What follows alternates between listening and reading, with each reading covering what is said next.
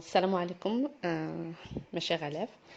On va faire la correction de la série 8 du courant électrique. On commence par l'exercice numéro 1. Alors, on a une quantité d'électricité Q qui est égale à 2,3 coulombs qui traverse une section d'un fil en 12 secondes. Donc, on donne la quantité et on donne la durée. Calculer l'intensité en milliampères du courant électrique I qui circule dans le fil. D'accord, donc ça c'est la première question. Et la deuxième question, c'est calculer le nombre d'électrons petit n, grand n. Alors, on sait que le courant électrique, l'intensité du courant électrique est exprimée par la relation I qui est égale à Q sur delta T. Donc, I sera égal à 2,3 coulombs sur 12 secondes. Donc, ça va donner 0,19 ampères. Pour convertir l'ampère en milliampère, on multiplie par 10 à la puissance 3. Donc, ça donne 190 milliampères.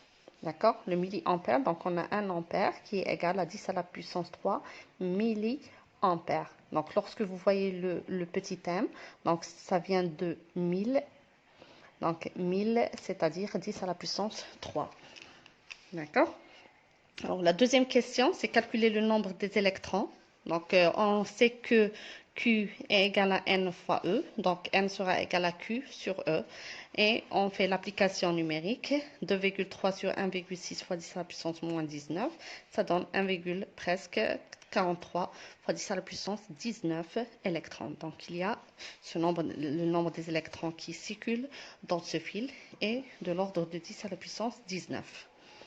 On passe maintenant à l'exercice numéro 2. Donc, l'exercice 2, on donne un fil où circule un courant électrique I égal à 1 ampère. La charge électrique d'un électron, c'est QE qui est égal à moins 1,6 fois 10 à la puissance moins 19 coulombs. Calculer le nombre d'électrons passant à un endroit donné du fil en 1 seconde. Alors, on donne l'intensité et on donne la durée. Donc, on peut calculer le nombre des électrons. Donc, l'exercice 2. On a I qui est égal à Q sur delta T. On peut remplacer Q par son expression qui est le nombre des électrons fois la charge élémentaire. Donc, N sera égal à I fois delta T sur E. D'accord? Avec E, c'est la valeur absolue de la charge d'un électron.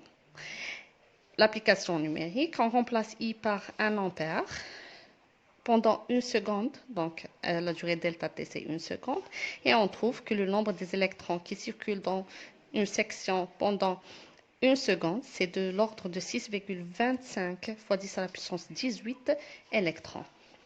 Alors, le sens de déplacement des électrons, c'est le sens opposé du sens de circulation du courant électrique. Le courant électrique circule dans ce sens, donc les électrons vont circuler dans le sens opposé. D'accord? Passons maintenant à l'exercice numéro 3. Donc, l'exercice 3, on a un bâton A. Le bâton A est initialement neutre et électrisé par frottement à l'aide d'un chiffon. Sa charge électrique devient QA égale à 48 fois 10 à la puissance moins 19 coulombs. Alors, le bâton A a-t-il gagné ou perdu des électrons à la suite de l'électrisation justifiée? Alors, puisque la charge du bâton devient positive, cela veut dire que le bâton a perdu des électrons. D'accord? C'est la réponse de la question 1. Donc, une fois on voit que la charge devient positive, c'est-à-dire que le bâton est chargé d'une charge positive, donc le bâton a perdu des électrons. Alors, la deuxième question, déterminer le nombre d'électrons gagnés ou perdus par A. Alors, on a dit que le bâton a perdu des électrons. On donne la charge des électrons après électrisation, c'est QA. Donc, on peut appliquer la relation QA égale à N fois E. Tel que N, c'est le nombre des électrons. Donc, le nombre des électrons, c'est QA sur E. Normalement, ce qu'on doit écrire, c'est grand Q qui est égal à, dans ce cas, c'est QA, ou bien delta Q, c'est QA moins Q0. On dit que le bâton est initialement déchargé, il est neutre, c'est-à-dire que Q0 c'est égal à 0. D'accord? Donc delta Q c'est QA. Alors après application numérique, on va trouver que le nombre des électrons c'est 300. Alors deuxième question. On a un deuxième bâton B qui porte une charge QB égale à moins 3,2 fois 10 à la puissance moins 18 coulombs. On approche l'extrémité de A, chargée de A, avec l'extrémité chargée de B. C'est-à-dire qu'on va approcher A de B tel que on approche les deux extrémités qui ont été chargées. Donc on a dit que l'extrémité de A elle est chargée positivement et l'extrémité de B est chargée négativement. Donc deux corps chargés négativement, de charges différentes, ils s'attirent. Donc il va se produire une attraction. Alors c'était la question A. Interpréter le phénomène qui se produit entre les deux bâtons après ce contact. Donc après le contact, il y a une attraction entre le bâton A et B. Alors, deuxième question. Préciser en le justifiant le sens de transfert des électrons. Alors, puisque le A est chargé positivement, c'est-à-dire qu'il a perdu des électrons, B a une charge négative, c'est-à-dire qu'il a gagné des électrons. Donc, ce qui va se produire, c'est il y aura un transfert des électrons de B vers A. D'accord? Les électrons vont être déplacés de B vers A. D'accord? Alors, troisième question, déterminer la charge de chaque bâton après contact. Donc, après contact, qu'est-ce qui va se produire? On a dit qu'il y aura une décharge électrique. Puisqu'il y aura une décharge électrique, donc la charge des deux bâtons devient nulle. C'est-à-dire que QA devient égal à 0 et QB devient égal à 0. Donc, ils deviendront neutres. Voilà. Je passe maintenant à l'exercice numéro 4.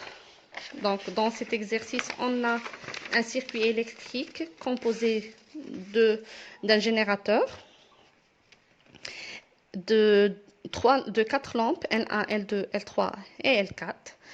Alors, la première chose, on donne que dans le fil AF, on a une charge Q égale à 32 coulombs. On demande dans la question A de calculer le nombre des électrons qui traversent cette section pendant la même durée, c'est-à-dire pendant 1 minute. Parce que cette charge qui traverse AF, elle la traverse pendant 1 minute. Donc, pour calculer le nombre des électrons, toujours, on applique la relation Q qui est égale à N fois E. Donc, N, c'est Q sur E. Et on fait l'application numérique. On va trouver que c'est 1,8075 fois 10 à la puissance 20 électrons qui traversent la section AF. Deuxième question, question B.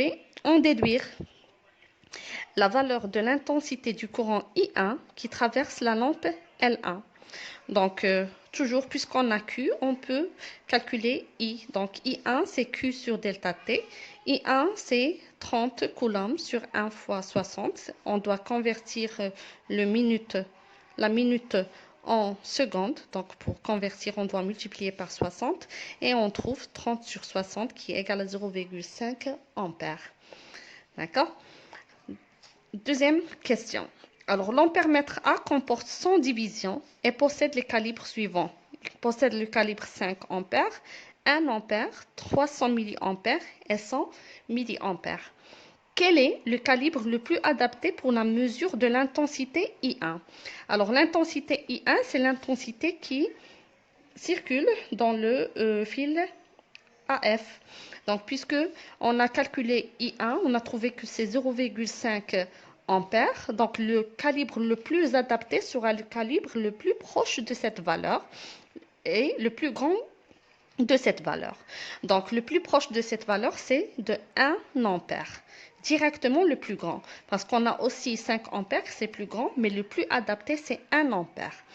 D'accord? Donc, C, c'est égal à 1 ampère.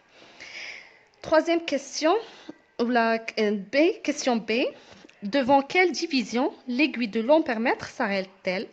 Donc, pour calculer le nombre de divisions qu'affiche l'aiguille, donc on applique la relation I qui est égale à C fois N sur N0. Donc, I1, c'est C fois N sur N0. Donc, N sera I1 fois N0 sur C. Et l'application numérique, c'est 0,5 fois 100, qui est le nombre de divisions du cardan, sur le calibre qui est 1. Et on trouve que l'aiguille va indiquer 50 divisions. D'accord? Alors, question 3. L'intensité débitée par le générateur est 0,8 ampères. Quels sont les points qui sont considérés comme des nœuds? Donc, on sait que quand est-ce qu'on dit qu'il y a un nœud? Lorsque il y a intersection entre trois fils ou plus. Donc là, on a une intersection entre le fil qui vient du générateur, celui qui va vers la lampe N1 et vers la lampe L3. Donc le point F, c'est un nœud. La même chose, le point C, c'est un nœud. Question B, indiquez le sens du courant dans chaque branche. Donc le générateur, le courant électrique circule de la bande positive du générateur, donc du plus. Je vais montrer sur cette feuille. Donc, ça va circuler de ce sens. On a noté, on a symbolisé ce courant par I, par le symbole I. Puis, en E, le courant I va être réparti vers les autres branches du circuit. Donc, on aura là I1 et I2. I1 va circuler dans la lampe. Donc, toujours on a I1 dans l'ampèremètre et va arriver au nœud C. La même chose, I2 va circuler dans les lampes I3 et la lampe I4. D'accord? I2, pardon. Et la lampe I4. Donc, et va entrer dans le nœud C. Donc, les deux intensités entrent dans le nœud C pour donner, elle sort du nœud C pour donner le même courant I. D'accord? Le générateur et la lampe L2, ils sont en série. Donc, le même courant électrique circule dans des éléments montés dans un circuit en série. D'accord? Alors, on passe maintenant à la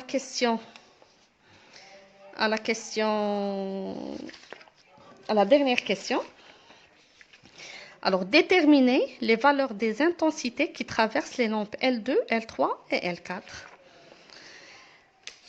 Alors, on a dit que L2 et le générateur sont en série, donc le même courant électrique circule dans ces deux éléments. Donc, puisqu'on donne I égale à 0,8 ampères, donc toujours dans la lampe L2, on aura la même intensité. Donc, I2 sera égal aussi à 0,8 ampères.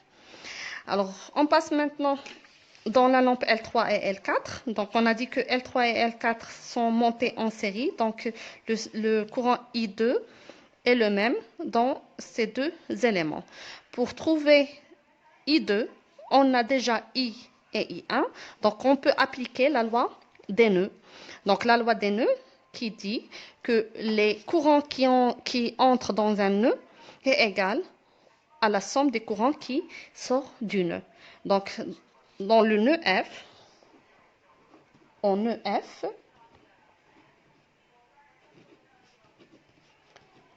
on a, d'accord? On a I qui est égal à I1 plus I2. Donc, I2 sera égal à I moins I1. C'est 0,8 moins 0,5 qui est égal à 0,3 ampères.